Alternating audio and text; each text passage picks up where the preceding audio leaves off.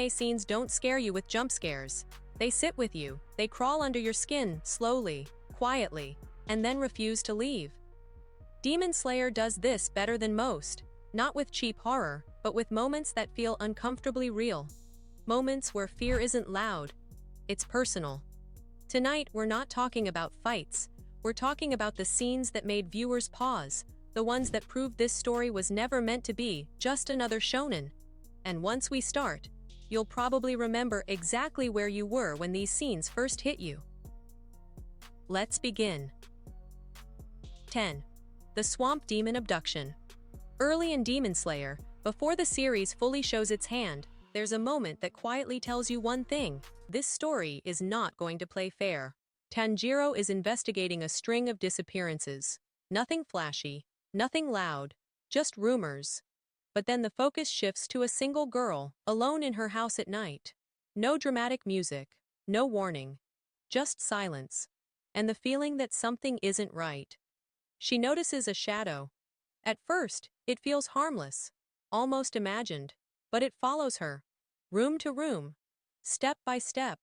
And that's what makes it terrifying, because it behaves the way real fear does. It waits. She finally lies down to sleep, thinking the danger has passed. That's when it happens. The shadow pours over her futon like liquid darkness. Two arms emerge, cold, sudden, grabbing her before she can even scream. She struggles, but it's useless. The animation lingers on her face, not exaggerated, not dramatic, just raw panic, real panic. There's no heroic interruption, no last-second rescue. She's simply taken. What makes this scene so disturbing isn't gore or violence. It's how quiet it is, how easily it could happen. The idea that demons don't always attack in the open. Sometimes they wait until you feel safe. This moment sets the tone for the entire series. It tells you that demons don't need grand entrances to be horrifying. Sometimes, all they need is a shadow, and your guard being down. Sir 9. Gyokko's art. Among the upper moons, Gyokko doesn't just kill people, he disrespects them. And that's what makes him unforgettable. The scene starts almost innocently. A villager wandering at night. The kind of moment you expect to pass quietly.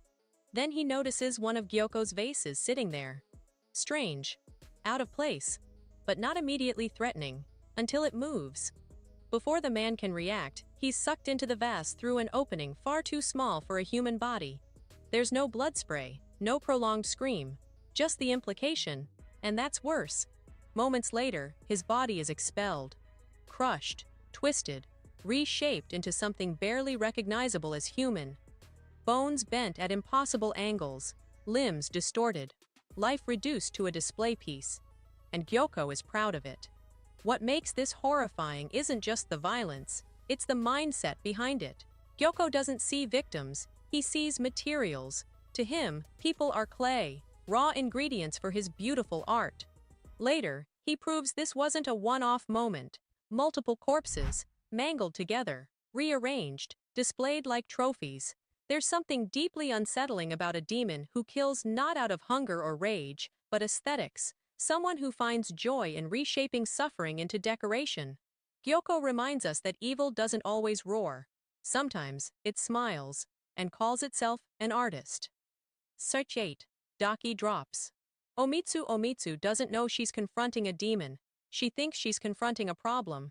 After watching the chaos surrounding the Oiran house, she finally snaps. She corners Warabeheim and demands answers.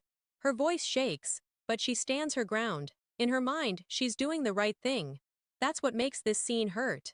Because Warabeheim isn't human, she's Daki. And the moment Omitsu pulls a knife, the illusion shatters. Daki doesn't panic. She doesn't yell. She smiles.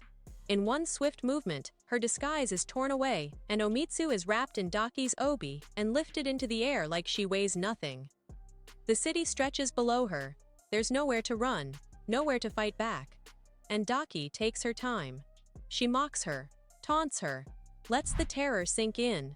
Omitsu can do nothing but cry, completely powerless, completely aware of what's coming. Then Daki lets go. No dramatic cutaway, no mercy, just gravity doing the rest. This scene is terrifying because Omitsu isn't a fighter. She's not a hero. She's just someone who tried to speak up and paid for it with her life. Dark 7. Gyomei's nightmare. Before he ever became the Stone Hashira in Demon Slayer, Gyomei was just a caretaker.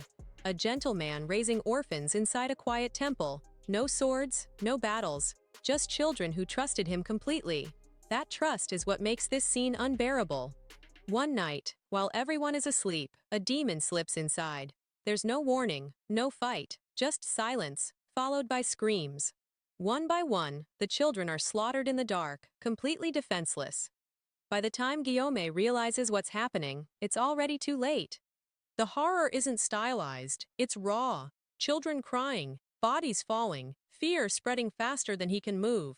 And when Gyomei finally confronts the demon, it's not a heroic clash. It's desperation, pure violent grief exploding all at once. But the most devastating moment comes after. One child survives. One. And instead of clinging to Gyomei for safety, the child accuses him, blames him, betrays him in fear and confusion. That accusation destroys him. This scene isn't scary because of gore or action. It's terrifying because it shows how quickly everything can be taken away. Even your purpose, even your innocence. Gyomei survives that night, but something inside him never does. And you feel that loss in every frame. Number 6. Spider conversion. At first, it almost feels like a joke. Zenitsu is running, because of course he is, and stumbles across something strange in the forest. A spider-like creature, human face, wrong proportions, the kind of thing your brain immediately rejects. So he runs again. But what he finds next is far worse. Suspended in massive webs are humans, still alive, slowly transforming. Their bodies twisting, faces stretching, limbs warping into something inhuman. They're conscious, they feel everything, and there's nothing they can do. That's when the horror clicks. This isn't an attack, it's a process. And then Zenitsu realizes something else. He's been bitten. The poison starts working immediately. His hand discolors, swells. The skin begins to rot and deform. He watches it happen in real time, fully aware of what he's becoming. The fear here isn't death, it's losing your humanity. No dramatic music saves the moment. No instant cure. Just panic, pain, and the knowledge that if help doesn't come soon, he'll end up hanging in those webs too. This scene works because it takes a body horror concept and slows it down. It makes you sit with it, and that makes it far more disturbing than a quick kill ever could be. 5. Muzan slaughters the lower moons. This isn't a battle, it's an execution. The lower moons are summoned, likely expecting orders, or maybe punishment. Instead, they're met with disappointment. Muzan doesn't raise his voice, he doesn't shout. He simply decides they're no longer useful, and that's enough. One by one, he kills them, instantly, casually, without resistance, without remorse. Some don't even understand what's happening before they're erased. What makes this scene terrifying isn't the violence, it's the control. Muzan reads their thoughts, knows their fear before they speak it, anticipates their pleas, and ignores all of it. To him, their lives don't even qualify as a conversation. There's no dramatic struggle, no rebellion, just obedience, followed by death. The message is clear. Power means nothing in his presence. Rank doesn't matter. Loyalty doesn't matter. Survival is permission-based. This moment redefines Muzan as something worse than a villain. He's not driven by emotion. He's driven by convenience. And that makes him unpredictable. By the time the scene ends, you understand something chilling. The demons aren't the top of the food chain. They're just tools. And tools can be discarded. 4. The Kamado family massacre. The most terrifying scenes don't always show the violence. Sometimes, they show what's left behind. When Tanjiro returns home in Demon Slayer, something feels wrong immediately. The house is silent, too silent. No warmth, no voices, just stillness. Then he sees them, his family, slaughtered, frozen in death. Bodies scattered in the snow like they were discarded without thought. There's no dramatic buildup, no warning, just instant devastation, and that's what makes it hit so hard. These aren't warriors. They aren't part of some grand conflict. They're just people who were living their lives, until a demon decided they didn't deserve to anymore. The scene doesn't rush, it lets the horror breathe. The camera lingers just long enough for reality to sink in. This is permanent. Nothing can undo this. But the pain doesn't stop there. Tanjiro finds Nezuko still alive. Barely. He carries her through the snow, desperate, terrified, refusing to believe he's already lost almost everything. Each step feels heavier than the last. There's no villain monologue, no explanation, just loss. This moment defines the entire series. It establishes the stakes immediately and brutally. Not with spectacle, but with grief. And once you see it, you understand something crucial. This world doesn't protect the innocent. Sucker 3. He who must not be named. Suzumaru doesn't die because she loses a fight. She dies because she says the wrong name. Under the influence of Tamayo's blood demon art, she's tricked into speaking Muzan's name out loud. The moment the words leave her mouth, her expression changes. She knows. The terror hits instantly. She begins begging, crying, apologizing, not to anyone present, but to him, someone who isn't even there.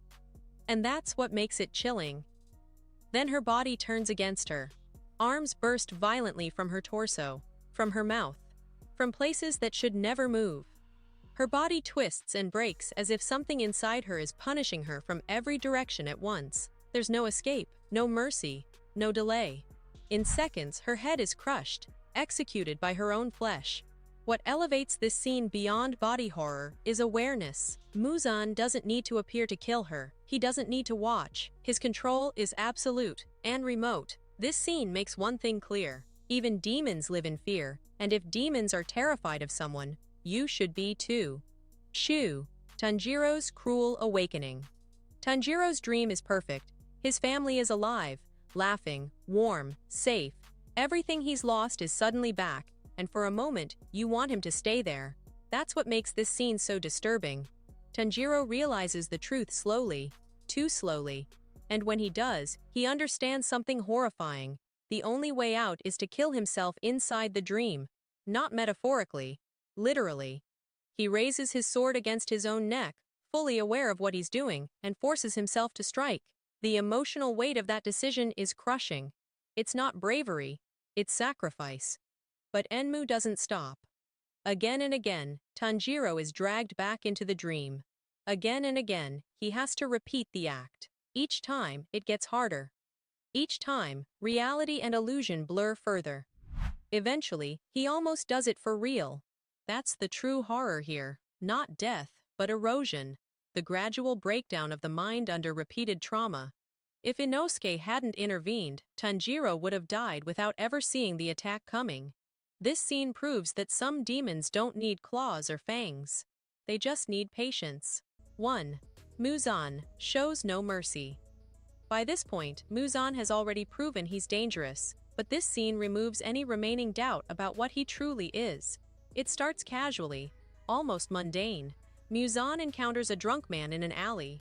No provocation worth mentioning, no threat, just a minor inconvenience, and that's all it takes.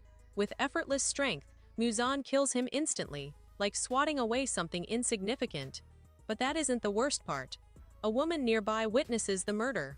She panics, she freezes, and instead of killing her outright, Muzan decides to experiment. He presses a finger into her forehead and injects his blood. What follows is pure nightmare fuel. Her body begins to mutate violently, flesh expands uncontrollably, bones distort, skin stretches beyond its limits. She doesn't transform into a demon, she fails to survive the process. Her body can't handle Muzan's blood. She explodes into a grotesque mass of flesh and blood, erased in seconds. So now the question is simple. Which Demon Slayer scene stayed with you the longest? The one that made you pause, rewind, or just sit there in silence? Drop it in the comments. I read them all. And if you enjoy deep dives into the darkest, most unsettling moments in anime, make sure you like this video, subscribe to the channel, and turn on notifications, because the next one goes even deeper. See you in the next breakdown.